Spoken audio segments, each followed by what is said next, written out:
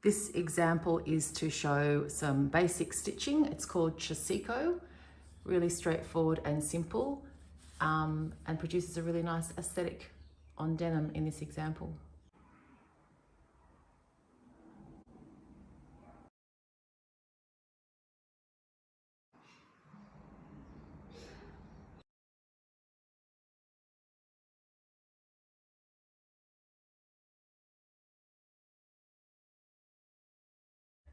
I'm using foot number 5, which has this kind of divider piece in it. And with this divider piece, it can run along the edge of the piece of fabric. And that means I can get a really nice, accurate edge stitch like this all the way around. This will end up being a pleated collar. You can use really simple top stitching to get an interesting look really easily.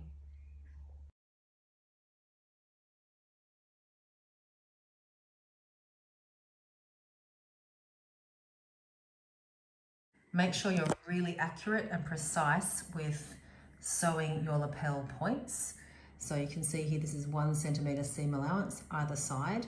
I will end up cutting the corner here so that when I turn this lapel inside out, this bulk doesn't get in the way of the corner. You want them to be nice and crisp and precise.